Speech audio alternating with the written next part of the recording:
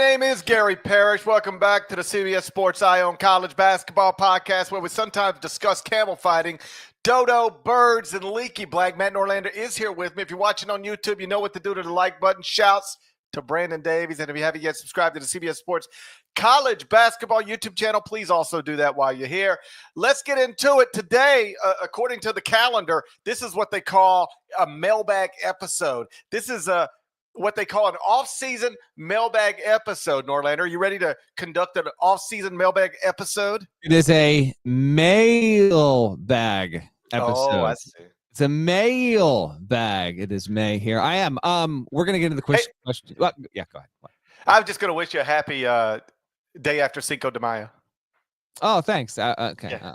Just had a wedding anniversary 2 days ago. You could just wish me a happy wedding anniversary and also happy day after Cinco de Mayo. Let's talk about it all at once.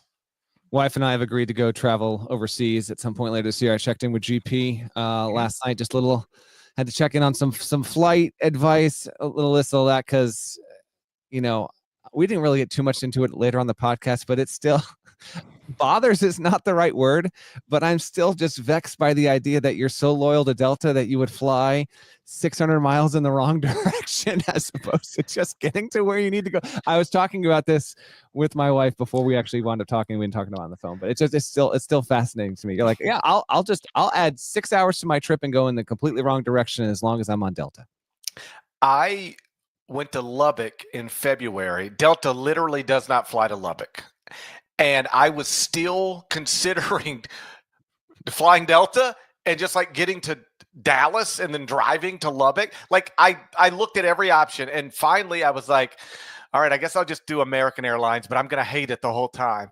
And I did it. It wasn't nearly as bad as I had conjured up in my head, but I had created this nightmare that it was going to be the worst travel experience of my life simply because it was not Delta. And the truth is it was fine. Everything was fine. But that is why I'm loyal, because in my head, nothing else makes sense.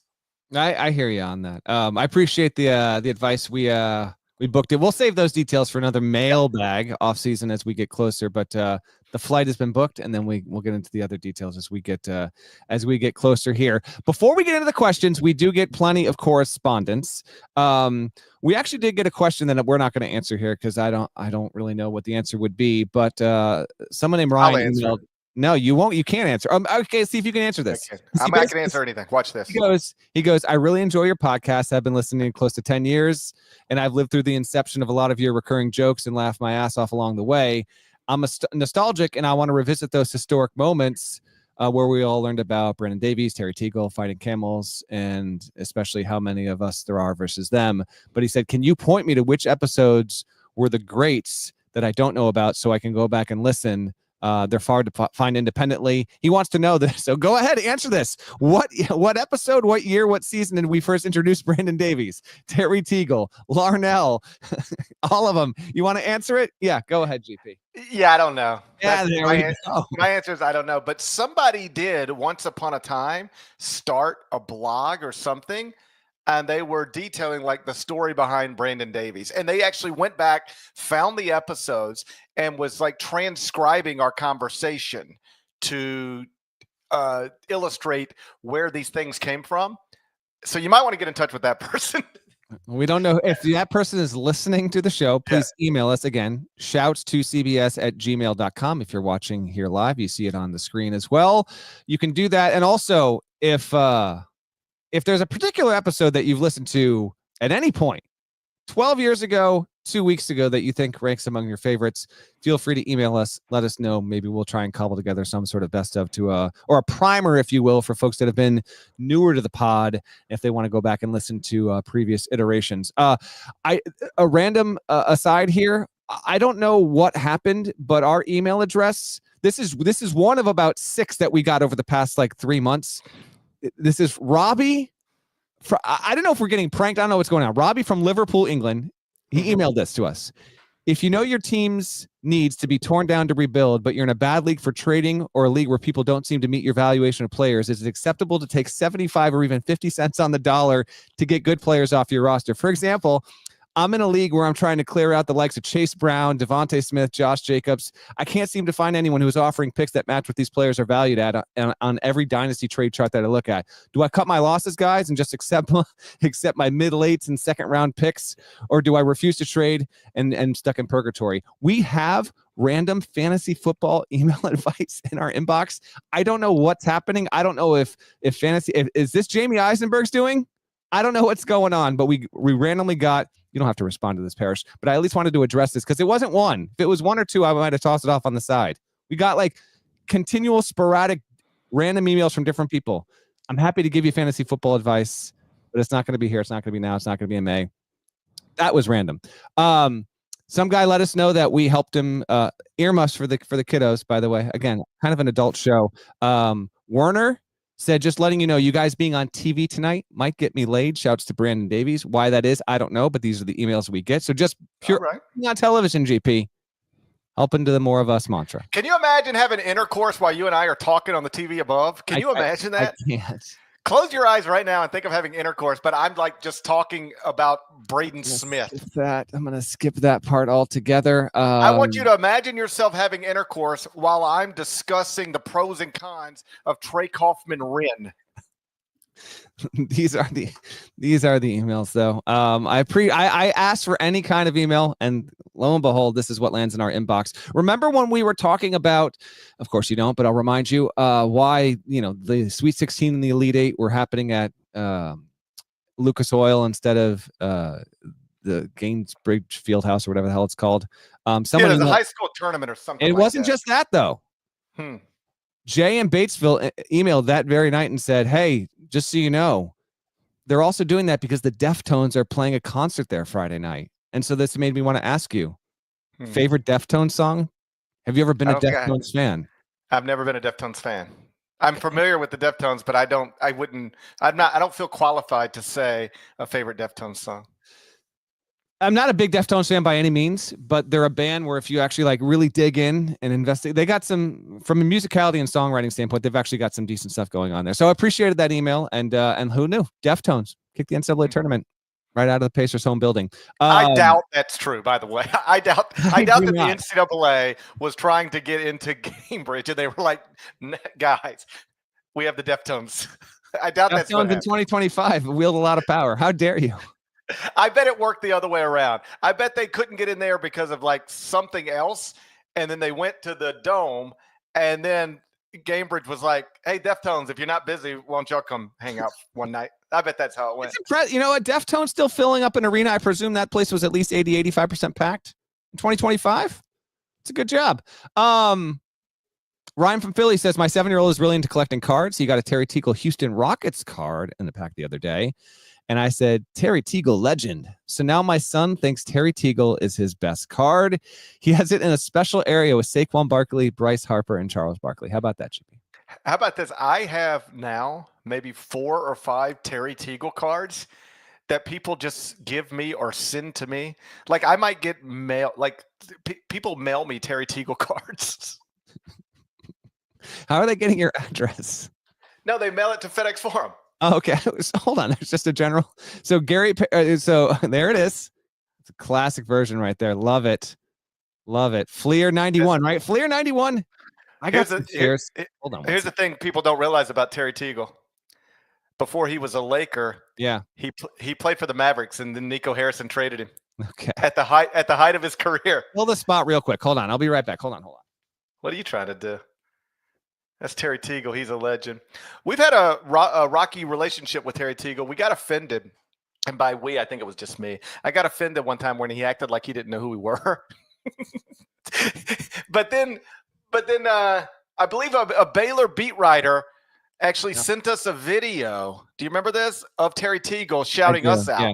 Well, we had an issue because he didn't acknowledge the podcast. And right. He was basically talking like, hey, I don't know if you know this, but these idiots that do this college basketball podcast have like given you love and shouted you out like, every show for 3 years straight. I don't know who those people are. So then he got removed from the shouts. That's right. For a good year plus, because that's what should have happened. And then you opted to bring him back. I didn't say he had to come back. You did bring him back. On your, I brought him back in part because I swear to God, this is true. Scott Drew recognized that we had removed Terry Teagle from the shouts, of course, and reached out, and Scott was like, Terry is the nicest man in the world. He's just like an old country man who, like, he probably doesn't even know what a podcast is.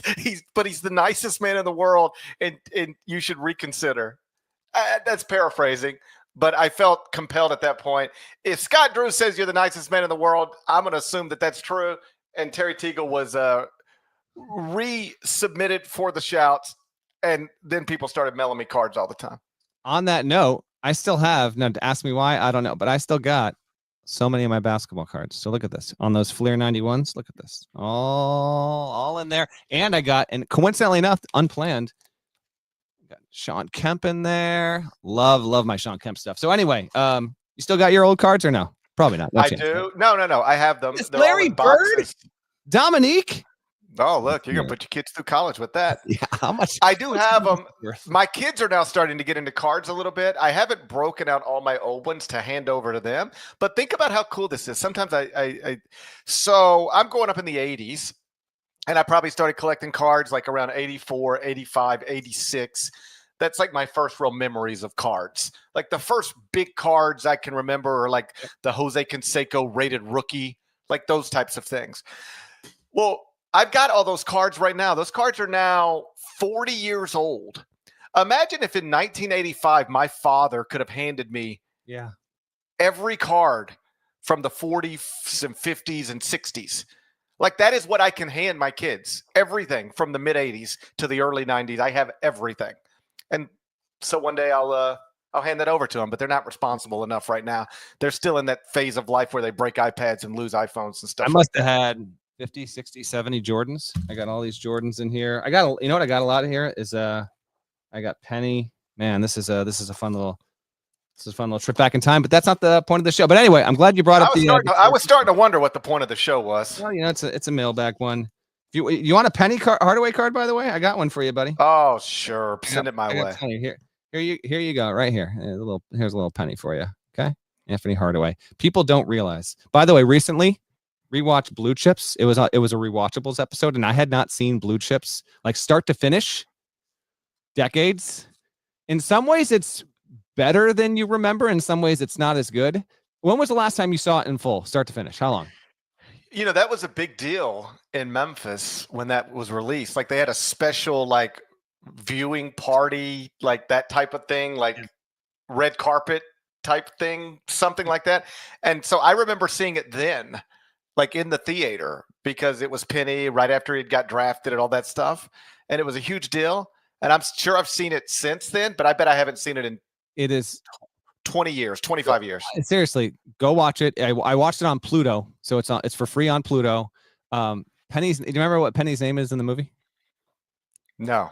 Butch McRae. That's right. Butch McRae. Butch McRae. Boeheim's in there. Pitino is in there. Rick Pitino's in there coaching a team. Matt Painter he like scores a bucket at one point. I was watching it through that lens and being like, can you, like, first of all, the fact that college basketball meant that much to the culture that there was a full-on movie made about it. Like, not to say that it couldn't happen in the 2020s, but it's so unlikely. And just as I was watching, I was like, if we had, you know, a Blue Chips type of movie today, and you know, who would be in it? It was really cool to watch it after the fact. You should go back and watch. Also, like the timeline, a lot of this stuff doesn't make any sense whatsoever. Like the only team that's not a fake college is Bob Knight with Indiana. Like everything else is it was interesting though. In some ways, it definitely predated its time in a good way. But yeah, Blue Chips, go check it out, kids, if you haven't. Shaq is in the movie. I think that was Shaq's first movie, I think. And man, it was a fun little trip back in time. All right, let's get to as the story goes, Shaq and Penny are working on that film, and that was among the reasons. Like Shaq fell in love with Penny during the making of that film and made it clear to Orlando, this is the guy I want to play with. And then they played together for a little while, did some amazing stuff, and then you know, that fell apart. You can watch. There's a documentary on that as well. Seriously though, if you're young and you've never even heard of Blue Chips, go back and watch it. It came out in like I think '94. Nick Nolte is the star of it. I think he shadowed Bob Knight for like a year to basically study up on the character, and it's intriguing to go and watch through 2025 eyes. I just watched it like a week and a half ago, and it was an interesting movie. There's like a tall white Larry Bird's in the movie, but there's a tall white prospect from Indiana, and he's like, I want 30,000. It's 30,000. That won't get you a single player in the portal these days unless you're in like the lowest rungs possible. Interesting stuff all the same. One last thing before we get to the questions. Richard also wanted to know what we thought was our greatest episode. We just had 2 emails on this. So the greatest episode in podcast history, the single greatest. He said his favorite one is the Kermit Roosevelt episode, which was funny. I do remember that from 2023. So anyone listening, if you have a particular episode that you like and enjoy that we should bring attention to, please let us know, and we'll follow up on a future mailbag episode. Let's get into it. You sure are making a lot of promises. You sure are making a lot of promises. What happens on this is a function of the mailbag episodes. You know this. You're up. First one. Let's go. Okay. Question comes from Noah at Purdue. Yes. Noah wants to know what will we do if we both were to start our own universities, right? And we had to, for this upcoming season, make a starting 5 and then pick a coach and a mascot. What would our teams look like for this upcoming season? So you suggested us that we should answer this question by doing like what amounts to a fantasy football / fantasy basketball draft type thing. Let's just pick the players and see who comes up with the best team. Then we'll pick some coaches. Then we'll pick a mascot. And then we'll tell each other that our teams are better than the other one. And with no definitive answer, we'll move on. Correct. But here's the catch. You can pick. We all each have to draft the coach as well. So we have 12 drafts, 5 players apiece and a coach. So 12 total. The coach can be drafted at any point. Okay. Any point. You go first. Sure. With the first pick in the 2025 day after Cinco de Mayo college basketball draft, Gary Parrish University selects J.T. Toppin. Number 4 on my board. Thank you, GP. Oh, you have a board. Oh, I got it. You think I didn't come ready? We'll see. Parrish is like, who was the first team All-American? Who was the guy Rick Pitino decided to bench? I'll take him next. Yeah, by the way, this is getting, just so you know, this is getting made into like social graphic and getting shared. So you better pick. We'll see about that. Nicely. We'll see. Pick wisely. You're going with JT Toppin, obviously a very worthy pick. He's the toy. He's the transfer of the year. Was an absolute force. Now we're going snake. So GP, then I'll have back-to-back, then GP back-to-back, and onward we go. I'm going to go with the player that I think will be the most dynamite offensive producer next season, and that is BYU freshman AJ DeBansa is my first pick, second overall. So I will go with AJ DeBansa, and then I will go with, you're giving me the guy who could be the number 1 pick in the 2026 draft, and the guy who will probably be the best point guard in college basketball. I will go with Purdue's Braden Smith. Pick 4 is on you. So you got Braden Smith and DeBansa. That was 1 and 2 on my board. Okay, I got him here. Let me hit delete. Let me hit delete on a couple of dudes here. Okay.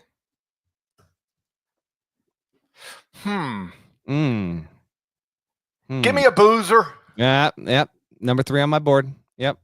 Well, which one, actually? The better one. Cameron. Okay. I'll take the better one for sure. What if I took the wrong boozer? It's better content. I won't say no. I'm taking the better boozer. All right, Cameron Boozer. And then who's your next pick? You get back to back. Oh, man. That's how a snake works. This is also a 2-man snake. Very... you don't have to talk to me about a situation going on right now. Snake eating its own. You don't have to talk to me about how a snake works. Okay. I'm taking Darren Peterson. Good pick. 5 on my board. So if you didn't take him, he was next for me. That's a good pick. Now you got 2. You got 2 of your first 3 are freshmen. Not to say that's the wrong choice, but 2 of your first 3 are freshmen.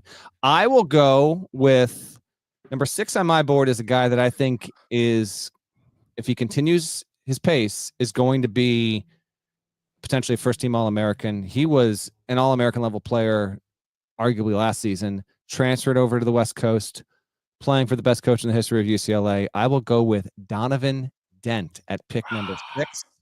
Was he on your list somewhere there? Yes, of course. Of course, he's on my list. Donovan Dent. 2 players on my list here that I think are generally truly underrated, and Dent's one of them. The next one I won't pick here. And then I'm gonna go with a guy that was a statistical beast. I think he led the country in stocks, which I don't love as a term, but it's steals and blocks combined. He did it as a freshman, which has only been done like 2 or 3 times ever. It's going to be at Kentucky. I'm going to go grown man Jaden Quaintance with the 7th overall pick. So we've gone nothing but players through 7 spots. I almost went with the coach, but I didn't go with the coach yet. So you're up, GP. 2 picks. Okay. I'm studying here.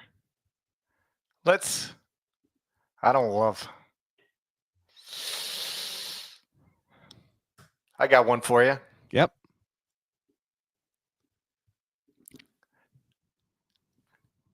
Bennett Sturts. Oh, look at you. Look at you. I want a Bennett Sturts. He's in my group of number 10 here. I got a few names there, and he was in my group there. Sturts. Going from Drake to Iowa. Big time stat guy. See how he makes Drake to Iowa to GPU. Yeah, something like that. All right, Bennett Sturts. What else you got? My starting small forward. Yep. Richie Saunders. Okay. Okay. Not on my board. What? Not on my board. No. You don't respect Richie Saunders. Okay. I'm liking how this is going. So I've got DeBance at the wing, Braden at Smith at point, Donovan Dent playing the 2, Quaintance as the big. I'm going with another shooter. I'm going with the guy that I think will be the most reliable and deadly 3-point shooter in the country next season. Give me UConn solo ball. He's my last pick. He's my 5th guy there. And then coach, I'm going to go.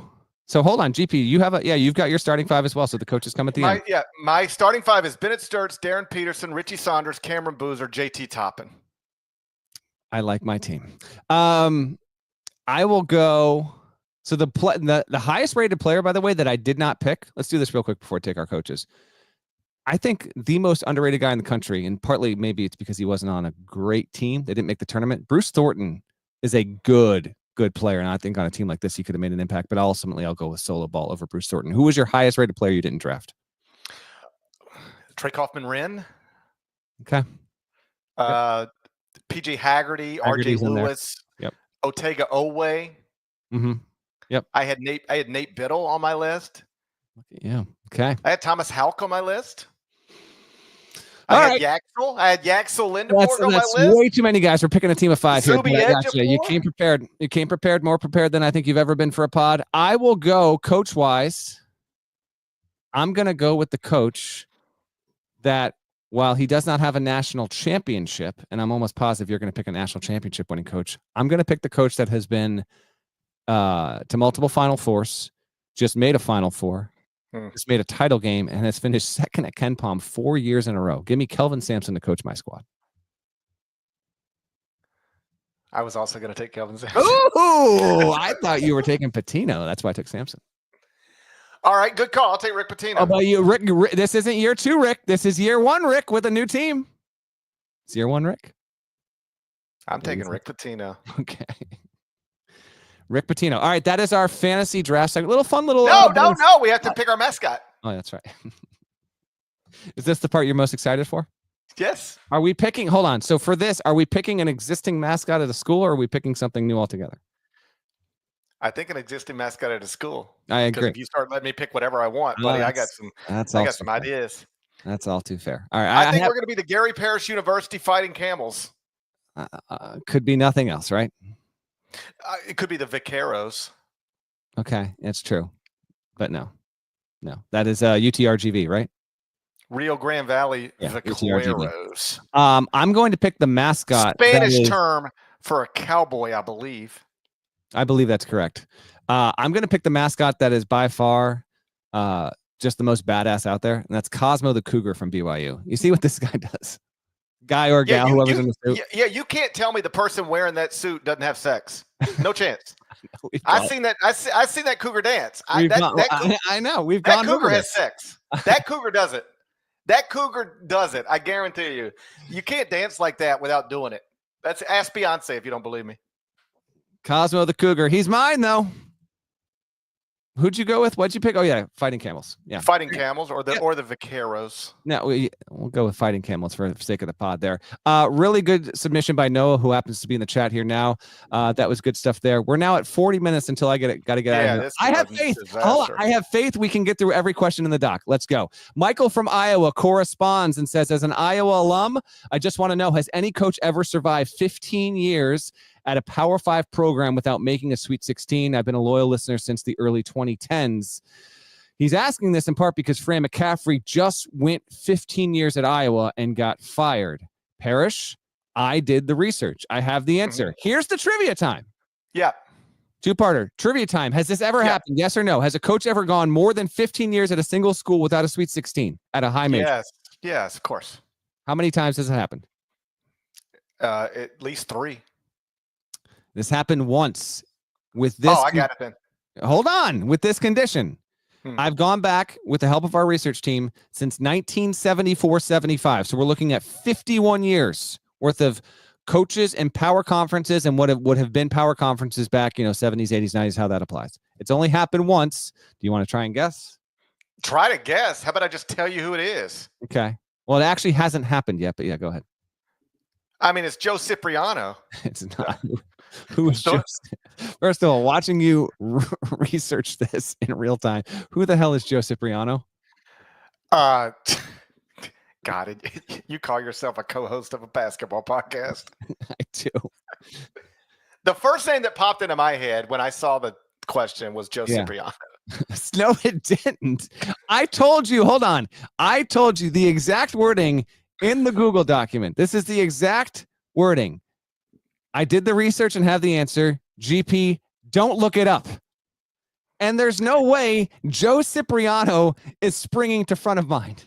It's the first thing that popped into my head is Joe Cipriano. He, of course, coached Nebraska for 17 seasons, never went to a Sweet 16. Joe Cipriano is the name that pops into my head. All right, I've brought him up. This is accurate. This is accurate. So it has happened with at least one coach previously, although that is pre-1974-75 when the tournament was. I mean, all right, so let's go just 1969. Nice. NCAA. Don't even get me started on Dutch Lonborg. You researched this. I honestly just started Googling shitty basketball schools in power conferences. So I started with Northwestern. Bill Carmody almost did it. He didn't get 15 years though. For example, yeah, I know he didn't get there. Andy Kennedy at Ole Miss almost did it, but he didn't get 15 years. Correct.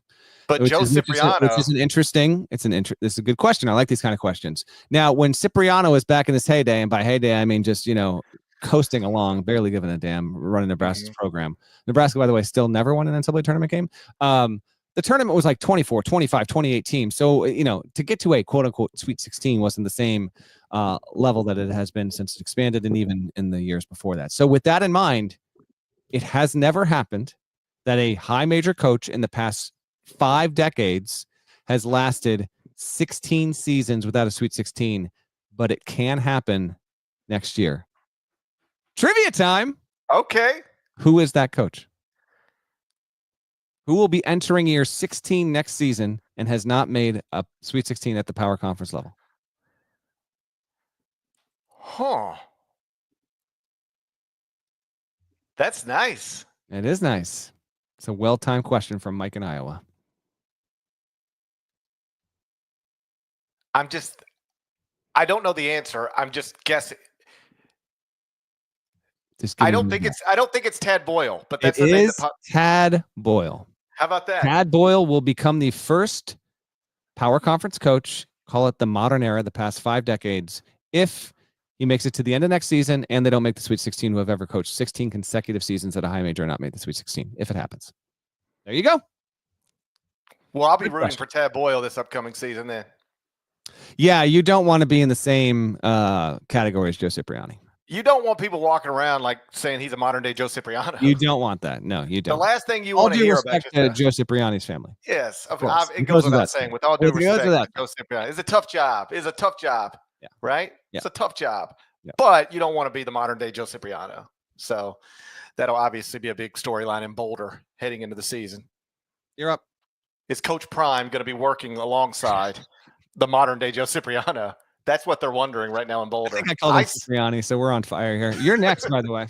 Okay, Matt from a secret location. He will not disclose where he's from. He refuses to. In wrestling, they would call this parts unknown. Matt is from parts unknown.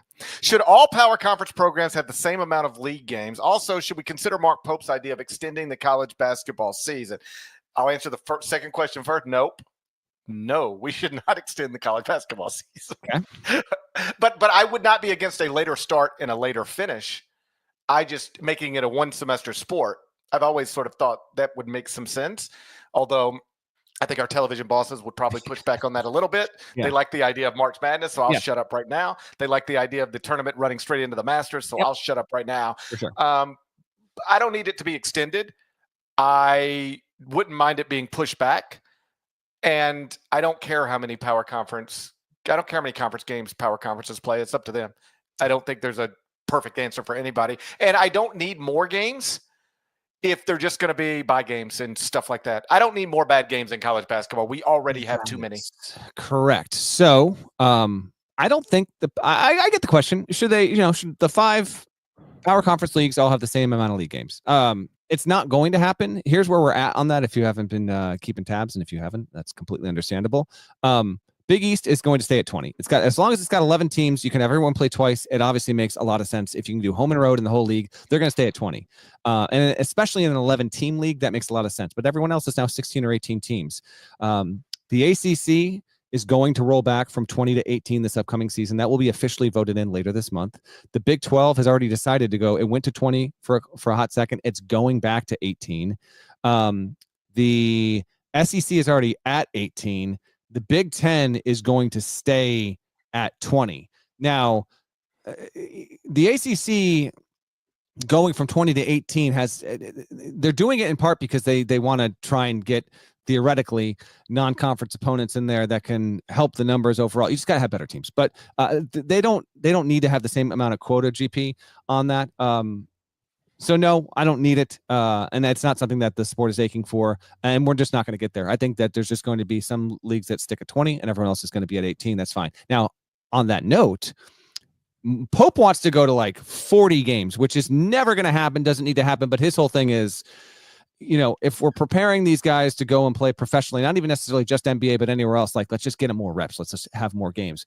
That being said, we are going to go to 32. We're at 31 before you get to postseason play. In June, the D1 Council is going to vote to basically roll back all the MTE restrictions because we have, fewer power conferences and there's been some barriers around that. So that's going to get rolled back. And then they want, starting not next season, in 26-27, they're going to go to a 32-game schedule. And then I know this isn't what you're asking for, GP, but I do think for money-making reasons, there is a very real scenario where we look up 10 years from now, 2035, because the season is already, you said, I'm in favor of the season starting later. That's not what they're doing.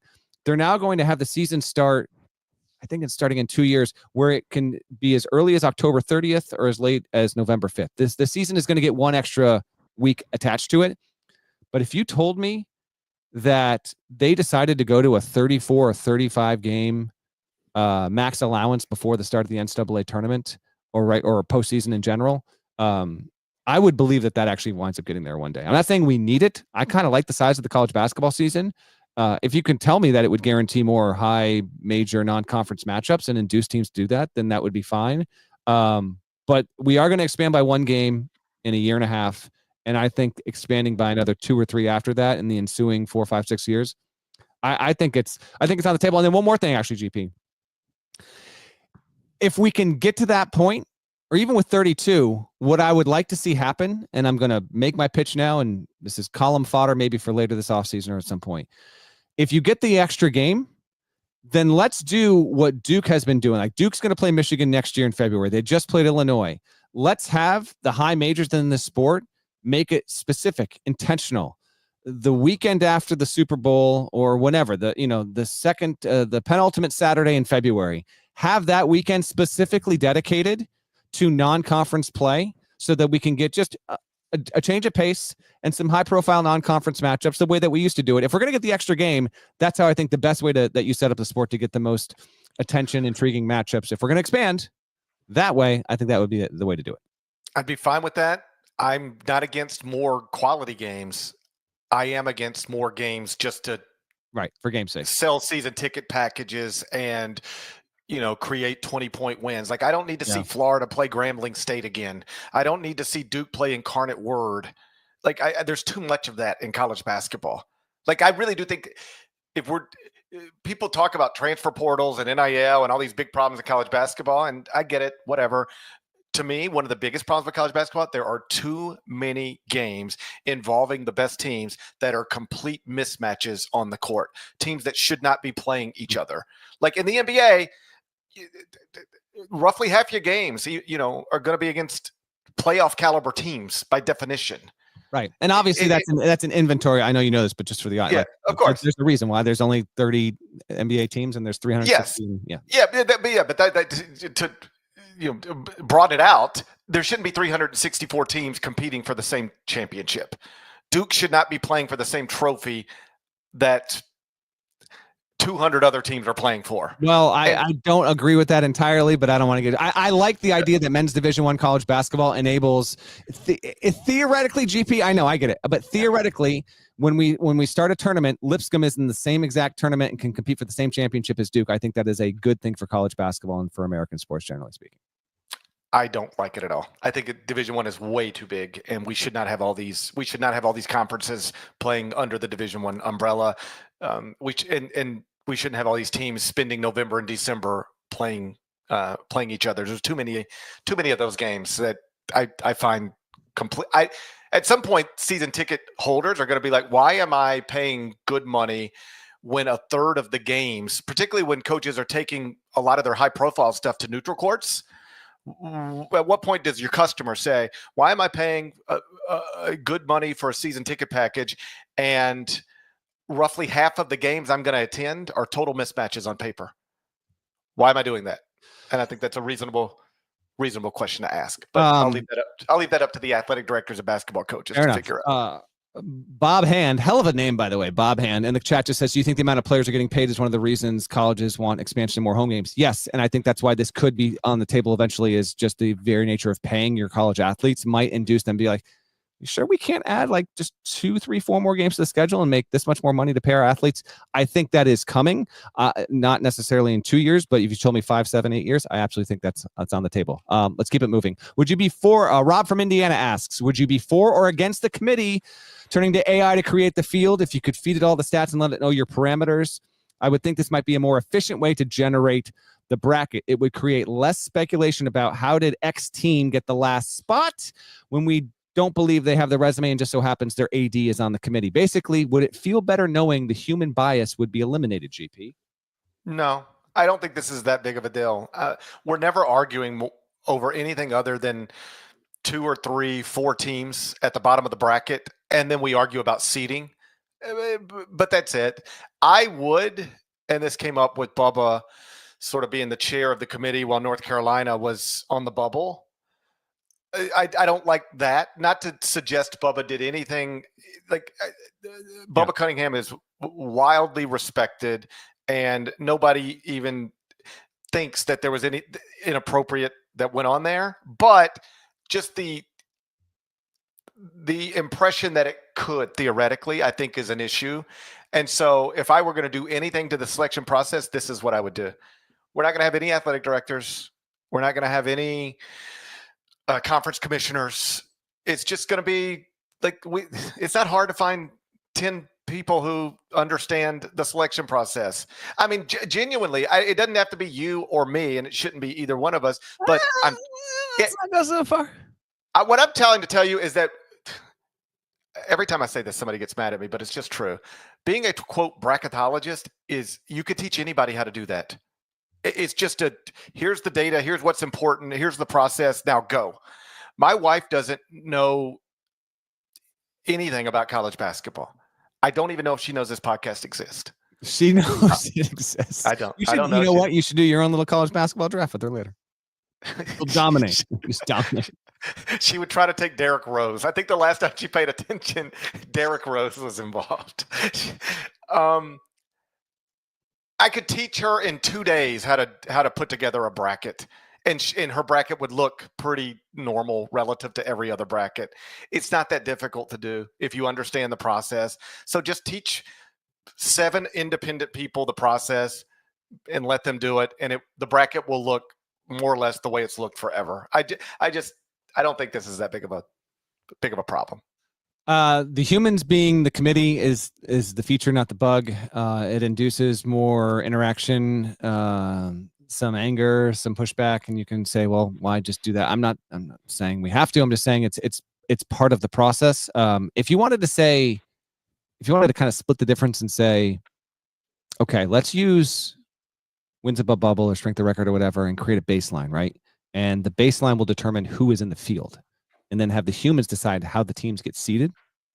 I'd be open to that, but I think if you do that, then you enter into the question of, and Billis has been on this for a long time, if you do that before conference tournament play starts, that's your field. And then everyone else can either play in by automatic, or if you're in or if you're not. This stuff isn't going to happen, obviously, anytime in the near term. It's an interesting thought experiment. It's why we do the mailbag stuff, but absolutely not in favor of turning the committee and switching to AI to create the field. And in fact, with that in mind, we actually got 2 AI-related questions. GP, you're next, but the first part's the one that I want to get to, so go ahead. This comes from Aaron from Parts Unknown. Mm-hmm. 2 questions. Number 1, how fast are you running a mile these days? And what is your personal best mile time? Mm-hmm. That's making a lot of assumptions. Okay, let's get into this here. And the next one is more work-related. Last time that you were timed running a mile, GP, I'm going to say 1993. I genuinely don't know that I've ever been timed running a mile. I don't have any recollection of it. Not in gym class? I don't remember. I mean, I have run miles like on treadmills and like done a 5K and that kind of thing, but I don't have a time. I can't even tell you a personal best. And I don't remember the last time I ran a mile. I'm a walker. I enjoy walking. Even on my treadmill, I walk, but I'm not a runner. The last time I ran was through the Minneapolis airport a few weeks ago. Me and my little guy, wife and middle guy, went like shopping through the airport. Me and the little guy went to the Sky Club, and I don't know, I just wasn't thinking. And it was like, all right, we need to be leaving now. Flight's boarding. I just got it in my head somehow that we'll just walk 5 minutes to the gate. And buddy, we were 20 minutes from the gate, and I had to run, and I thought I was going to throw up.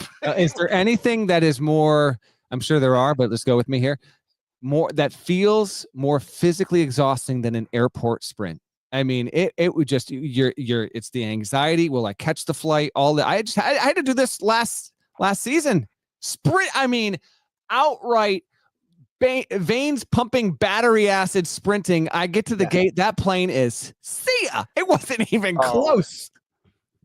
I have a new outlook on this. I didn't want to miss that flight, so I would have been stressed because my family was split up. Like my wife and middle son were already on the plane. They were just waiting on us.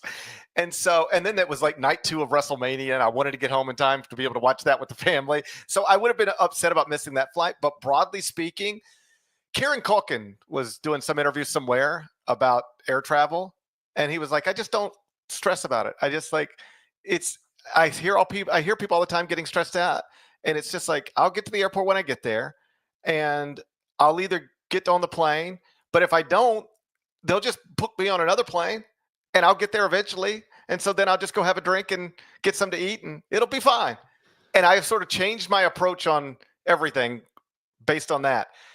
Right. Yeah, it stinks to miss a flight. It stinks to miss a flight, but unless you were like needing to be somewhere in exactly when this flight landed, which is rarely the case, it's not that big of a deal. It'll be fine. So I'm cool. Okay, with that in mind, let's get back to the question. You don't think you've ever been timed in a mile? That's fine. Whatever. I don't remember ever being timed in a mile. That being said, and I want input in the chat.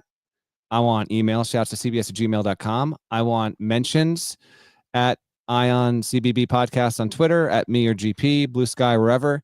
How fast do we think? We asked Gary Parrish tomorrow to run a mile. How long is it taking him to run a mile? What's your guess, GP? How long do you think it takes you to run a mile? 7 minutes. I don't think there's any chance in hell you're running a 7-minute mile. I don't. Can I run it? I know I can walk a. I would love to be wrong. At some point, and when's the last? Like, I am a runner. When's the last time you actually ran consistently for 7 minutes, other than the Minneapolis airport? That was it, Minneapolis airport. 2 weeks ago. You don't have a chance in hell at running a 7-minute mile. Now, I got curious about this in the throes of COVID in 2020, and I wanted to know, and because I run relatively frequently, but I'm not sprinting. I'm going out for a jog here and there. But I was like, can I do a 6-minute mile? And I couldn't. I ran like 6:10 as a runner.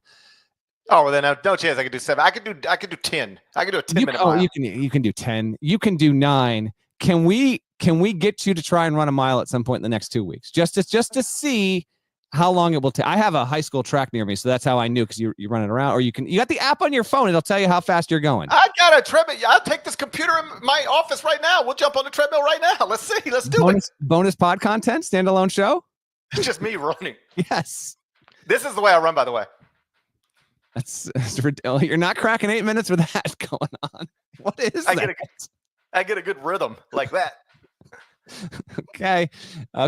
I don't even know how to respond to that. I'm getting tired doing this.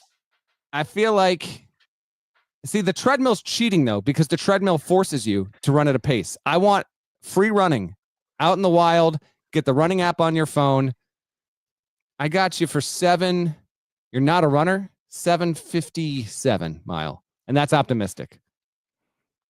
Can we try and make this happen? Yes, I can run a mile. Probably need to. All right, good deal. Love it. All right, number 2. You got the second part of the question real quick on this one. How, if at all, do you use AI in your work and personal life? Is it a threat to sports journalism? I might just be showing my age here. I have never used it. I mean, I type questions into Google, and sometimes it'll give me an AI answer in text. But I like the AI conversations and stuff like that. I've just never done it. I have never participated. I'm sure I will at some point, but I've never done it. And no, I don't care if it makes me sound like an old head. I've got absolutely no desire whatsoever to use AI in my work. I've never even brought up Chat GPT as a website or whatever. Never done it remotely. Aaron also asked, over under Tom Izzo Chat GPT conversations at 0.5. That's under. However, real quick, coach most likely to use Chat GPT, GP. Who is it, and why is it Buzz Williams? Well, Buzz is curious by nature. Yes.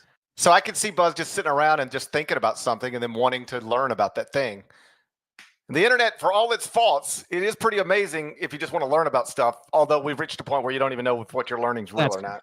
It's tough out there, man. It's tough to navigate. I wonder who else. Other coaches might be willing to use Chat GPT.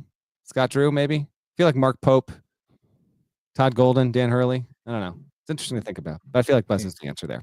Drew from Indy writes, what do we think the chances are Matt Painter, this is an informative question. I wasn't realizing this was the case. What do we think the chances are Matt Painter ends his career beating every seed in the NCAA tournament? To complete his bingo card, he needs to beat a 1, beat a 3, and beat a 9. What percentage? Painter's 54 GP. Let's say he's got at least 6 years, could go another 10 or 12. Needs to beat a 1, 3, and 9. That could be any kind. He could be a 4 seed that beats a 1. He could be a 1 seed that winds up facing a 9 in the second round. He could be a 2 that gets a 3. What do you put the percentage on that Painter retires having beaten every single seed in the tournament? Sure. I mean, why not? He gets to the tournament every year. You got to beat somebody every year. Eventually, you'll line up against a 3 and you'll knock them out. Yeah, I would bet. Sure. Why not? You say more likely than not? I mean, who the hell knows? How would you even prove something like that? I have 55%. That's what I'm putting it at. Okay, I'm going at 58% then. All right, there we go. By the way, Purdue, as we speak here, is the first school to have released its non-conference schedule for next season. Bravo. It's May 6th, and we have a school that has already released its schedule. Hell yes. Got to keep it moving here, but just as a note, they're getting Bama, Iowa State, Marquette, Auburn, and they're going to play in Baja Mar, which is going to have Memphis, Wake Forest, and they're figuring out the third team.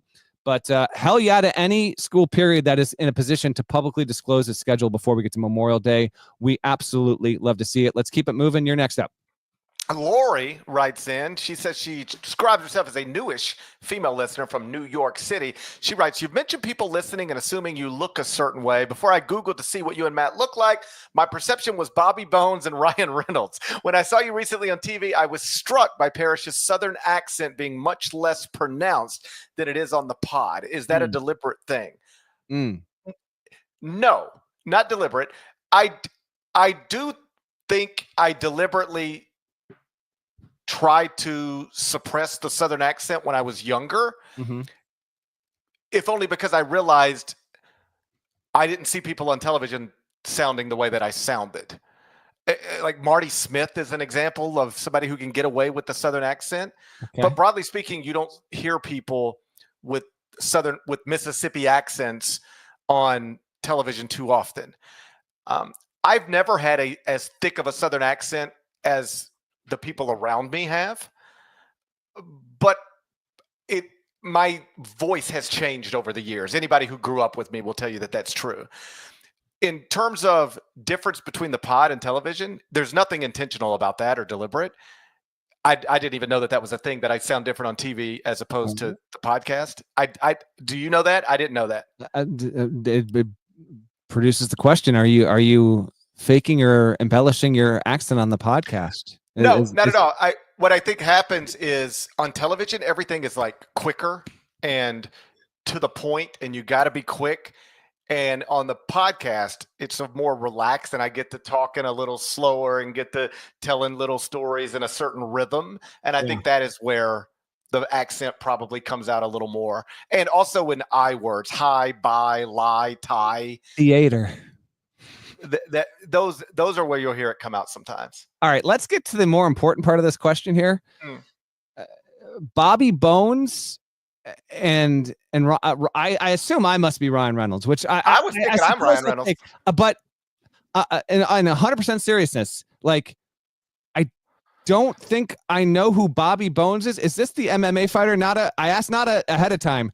Throw it up on screen. I'm not positive. So who is Bobby Bones? Can we see it on screen? This is who. Oh, I don't even know who this is. Who is Bobby Bones?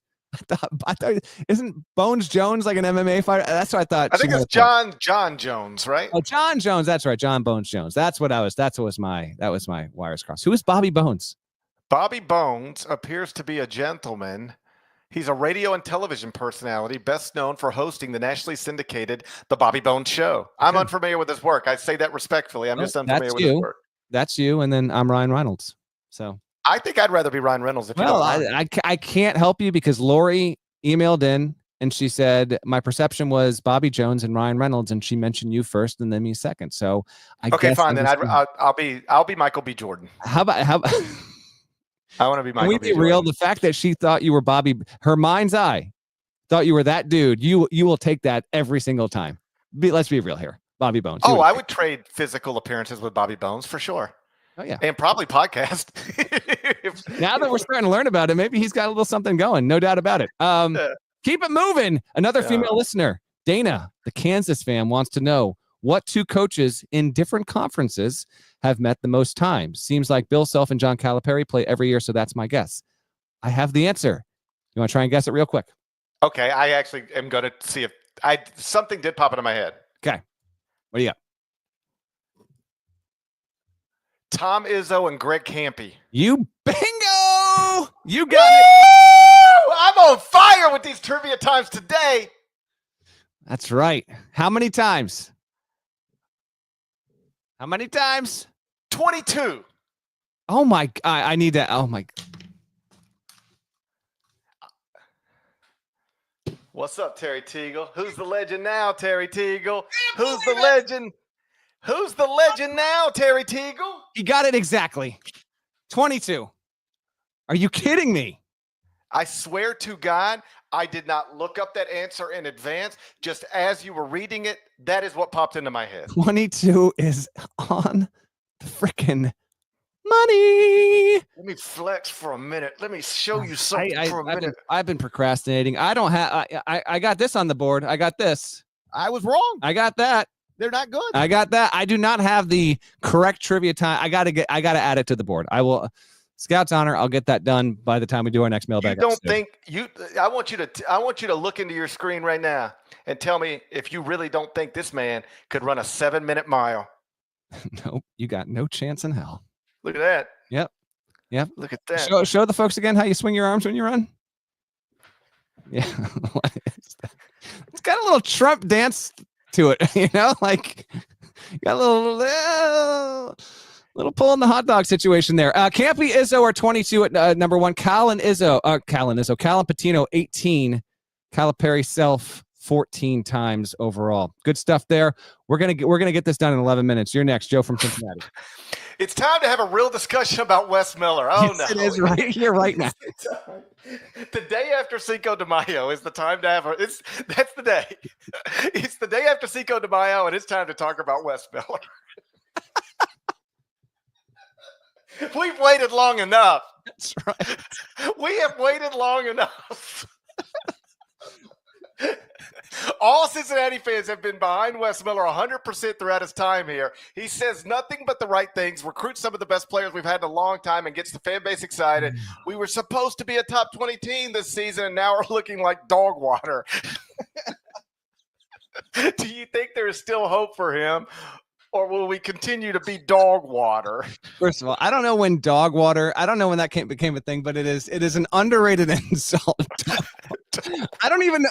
What is dog water? Is it the water in the dog bowl? That's like I don't even know what it is. But I just was cracking. Dog water. By the way, if you're not watching, was in all capital letters. Cincinnati is now dog water. Okay, here's the deal. I just did my 4 years later grade the coaching hires thing that I do every year because there's this push to grade the hires when they happen. Whatever. It doesn't make a lot of sense to me. Why not wait and see what these guys do? So I always give them 4 years. And I gave Miller a C at Cincinnati. Now, Cincinnati fans, some of them are like, I would have given him a D-.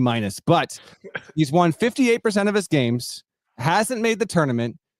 He took the job, was in the American for 2 years, and has been in the Big 12 for 2 years. When he took the job, you probably couldn't have imagined he would have taken it if you told him, hey, you're going to be in the Big 12. Hell yeah, all the more. But there is some adjustment to that overall. But he has finished 12th, 11th in the Big 12. And then prior to that, he was 4th and 7th in the league standings in the American. They did have a team last season that should have been in the tournament. They didn't make it. He quite clearly heads into next season on the hot seat like that. He's got to make the tournament to keep his job. I think everyone there fully understands the situation. They brought on, by the way, Corey Evans, who is a former really smart recruiting guy. He was on staff at Oklahoma City for a number of years as a scout there. I think he convinced Sam Presti to draft Chad Holmgren. And now he's the GM at Cincinnati. They bring back Jizzle James. They bring back Day Thomas. They got a couple of notable transfers. I think they're probably going to add like one more either starter or first or second guy off the bench. It is time to have a real discussion about Wes Miller. I appreciate the setup there. He's got to make the tournament, period. And it might even be a situation where if he only makes the first 4, that might not be enough. It has not gone as well as I thought it would, but there are about 4 or 5 situations going into next season where everyone understands the assignment. It's minimum tournament appearance, or they're moving on, and that's where the Bearcats lie right now. It's tough out there. It's just a reminder how difficult this profession can be. One day you're taking UNC Greensboro to the NCAA tournament. 4 years later, you look up and you're like a quarter of the way of becoming a modern day Joe Cipriano. He's on his way. He's a quarter of the way. Be careful. You don't want to look up. Hey, there is no way you can become Joe Cipriano at Cincinnati. You won't get that much time. You will not get that time. I need the next email. Whatever fan base is out there, let us know when it's time to talk about your coach, and we'll do it at the let's get it exactly right. We want to have it right. Time possible. We got to have it exactly right. Anytime it's time to talk about a coach going forward, it will be time to have a real discussion about that coach. That's the way it starts, which is hilarious and perfect. It's time to have a real discussion about Wes Miller. The reason why I like that is the idea that the emailer was probably like for a few weeks, like, I want to send this email to GP and Norlander, but it's not time yet. You take another loss. I'm getting close. I just can't do it. And then something happened. It was like, it's time. It's time. It is now time. Kenny Satterfield is not walking through that door. Ah, man, oh man. By the way, Nick Van Exel in my pack of cards here, by the way, back in the day, NBA cards. Troy from Birmingham emails, as a Birmingham resident, I'm wondering on a scale of 1 to 10 how shocking it is that Bucky McMillan went to Texas A&M. How shocking is that on a national level? Last year we had a lot of shocking hires, led by Cal to Arkansas being the most shocking one. This one, there weren't a ton. Like, I don't know what the most shocking one is. Is it Jay Lucas to Miami? Is it like kind of go back to, let's say, first week of December, if we told you any of these things happen, like, is it Lucas to Miami? That might be it. Is it Kevin Willard to Villanova? Bucky wouldn't be like the top 2, maybe top 3. But he has never, I think this email got sent because he had never lived outside of Greater Birmingham in his entire life. And so now he goes to College Station. I put it at like a 4.8 on it. You ask a scale of 1 to 10, Troy. I put it at a 4.8 in terms of, like, he wasn't necessarily expected to for sure get a high major job, but there was some buzz like Bucky could be getting an SEC gig, come 26, 27. So we might be ahead of the pace. But it would certainly, in my opinion, rank among the 4 or 5 more surprising ones. And he's not a well-known name. We talked about it on our coaching carousel recap. It will be interesting to see if he keeps his system. GP and I are both rooting for it because we kind of want to see a guy at the high major level just go full out, all out press, up tempo, try and get 78, 79 possessions per game. If you can convince players to do that, I think it will be fascinating. But it is among the more shocking ones to me, GP. It was, I guess, surprising in the sense that that's a pretty big jump to go from high school to the SEC in such a short amount of time. But like, who are they going to hire? I mean, you get to a point where it's like, there was a time not too long ago when high major job opens and it's like, okay, there's Archie Miller at Dayton. And I know that didn't work out, but like, he was established and considered the next great thing. And then there's Shaka Smart at VCU. And whatever the equivalent of that would be now doesn't really exist. Does it? You tell me. No, it's not the same. Yeah. And in previous eras of college basketball, you could, like, if you were a good high major job, you could look at maybe some of the traditionally bad high major jobs and go grab that coach if he were doing well. But with few exceptions at this point, if you are in a power conference and doing well, your school, even if it is traditionally irrelevant, they now have the money to pay you to stay there. And so the only way another big school would be interested in you is if you're doing well. And if you're doing well, the school you're already at will give you all the money to keep you. And then you don't have to relocate your family and your kids are happy. And it's just, I think it's harder to hire coaches maybe than it's ever been. And you got to take chances on guys that don't have the credentials that maybe a Shaka Smart had or even an Archie Miller had before they jumped to the power conference level, if that makes sense. All right, you're next up. Okay, this one comes from Boston. Evans in Boston. This year, 89% of D1 schools attempted 20-plus threes per game, the highest rate since 2016. The NCAA moved the three-point arc back by nearly 2 feet in 2019. Is another adjustment impending? They talk about this all the time at the NBA level, and there's some thought that moving the three-point line back again, just unintended consequences creates more problems. And so this is one of those where I am not ignorant to the fact that a lot of people are bothered by the amount of three-pointers being taken in basketball games now. Just last night, I mean, the Celtics took 60 I know. and missed 45.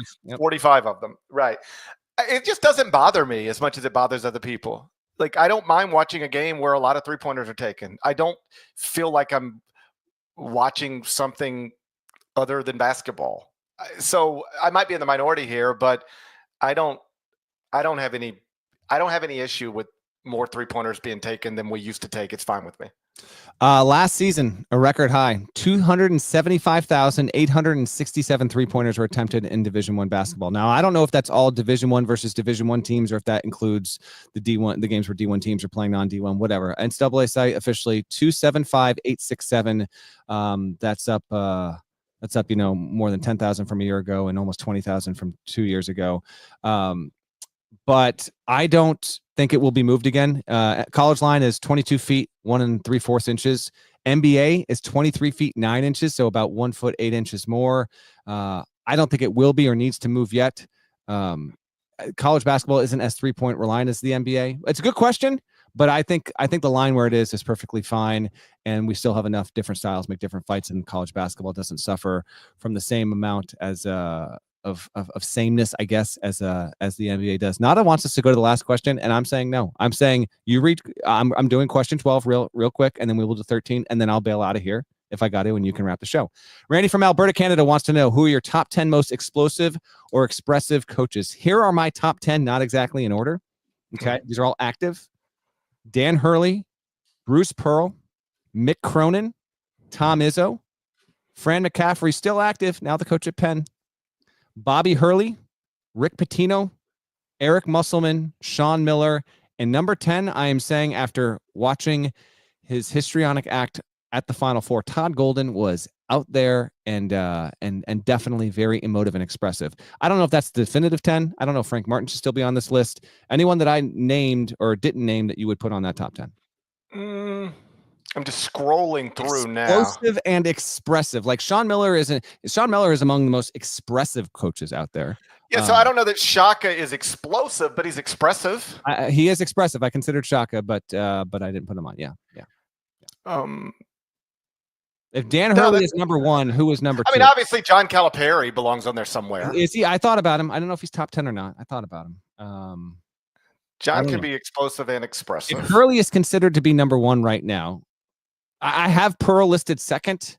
Who's 2? Is it Pearl, Cronin, Izzo, McCaffrey, and Bobby? I think those are the 5 in contention to be number 2. I mean, McCaffrey's the one who you see just like, but he's almost, he's like, he simmers, and then he has the moment. I don't think. Well, Fran, like, and I'm not trying to goof around or be funny or whatever, but like Fran has moments where you're like, yo, man, you need to relax. Like, you need to, like, if it was your kid's teammate's father at a baseball game losing their mind like that, you would pull them aside and be like, yo, man, you're freaking everybody out. You got to calm down. Like, Fran has a little bit of that, doesn't he? He does. Well, there's the classic moment where he also did this, just to stare down at the ref, Kevin Brown on the call. What is happening here? It was classic and hilarious there. But we have gotten this. I put this on the rundown because we have gotten a version of this question here and there over the past couple of years, and I don't think we'd ever run it down there. But generally speaking, I would say college basketball, while it's different than me, and boy, do I need to go get my kids here. So you guys take the last question, GP. But college basketball coaches acting differently than the NBA. I understand why you'd want more on the NBA side. You can make that argument, but I actually think it is also a good thing for the sport that you have coaches that sometimes are easy on the camera lens to bring more attention to it, albeit, there's obviously room for criticism when it comes to that stuff as well. I will take this state of the game more than just having forgettable, monotonous coaches that kind of just blend into the scenery, if you get what I'm saying there. I would be the opposite. If I were in charge of the sport, I would instruct my officials to rein this in a little bit. Yeah. Like, we're not just going to let people yell the whole game. We're just not going to be yelling at each other the whole game. You can yell at me once, but you're going to get a tech, and if you do it again, you've got to go. There isn't some like magic thing that makes NBA coaches, broadly speaking, act more reasonable throughout a game than college basketball coaches. It's just that in one sport it's called owners. I think in one sport it's allowed, and in the other sport it's just not allowed. It's just you'll see blow-ups every once in a while, but they are few and far between. You cannot turn on college basketball on a Saturday without seeing some coach lose their mind. And I would, if I had the power to do something about that, I would we would make it a point of emphasis. We're going to rein this in a little bit. We're like this whole, every time the whistle blows, you like throwing yourself on the ground, acting like a 7-year-old. Like, we're not going to do that anymore. It's time to get serious about the fact that I need to pick up my kids from school. So I actually do literally need to bounce right now. So we're going to do the reverse of what we did with GP just a minute ago. So GP, wrap the show however you want. We have one more about Larnell if you want to get to it. If not, we can save it for another one. I will be back soon. Appreciate everyone for emailing in. Continue to find us. GP, it's yours, and we'll talk soon, buddy. Bye-bye. This is the benefit of living in the central time zone, by the way. I don't have to pick up my kids for about another 45 minutes. So let's wrap this up with one last question. It comes from Rick. He's in Pikeville, Kentucky. Says he discovered the podcast when the FBI investigation began and have been a dedicated listener every day since. Thank you, Rick. This is what I'd like to know. What happened to Larnell? You have to admit, he reached near legendary status here during that time, and it's still part of the shouts. I think many of us would like to know whatever happened to him, where he spent. Okay, we'll stop there. I don't know what happened to Larnell, and if I would have seen this question, say 2 days ago, I would have sent some text and did my best to try to discover where he is right now, but I didn't see this question until about 5 minutes. We're about to start, so I assume, here's what I hope. I hope he's living with DeAndre Ayton. I hope that DeAndre Ayton and him haven't lost their relationship after they were connected at the hip during the recruiting process. For people who don't know, allegedly Larnell like pocketed 10 grand just because he was friends with DeAndre Ayton. Like, that was one way a coach or an agent decided to get close to DeAndre Ayton, is you got to work through Larnell. And I just always loved the idea of a dude named Larnell just getting $10,000 or however much money it was simply for being an associate of DeAndre Ayton. We should all be associates of DeAndre Ayton. So I don't know where Larnell is at today, but I hope he's still buddy with DeAndre Ayton and benefiting from the NBA contract that DeAndre Ayton enjoys, at least for now. I know his career hasn't gone exactly the way some of us anticipated. So not sure where Larnell is, but I'll work to find out. And if I ever discover the answer, I'll be sure to share it. Let's get out of here. Shouts to Devin Downey. Shouts to Chester, South Carolina. Shouts to Terry Teagle. He's a legend. Huck Larnell. Thank you guys once again for watching and listening to the Eye on College Basketball Podcast. If you're not subscribed, please go subscribe anywhere you subscribe to podcasts, Apple, Spotify. There's more of us than there are of them. That should be reflected in the comments. So do that, and we will talk to you again real soon. Till then, take care.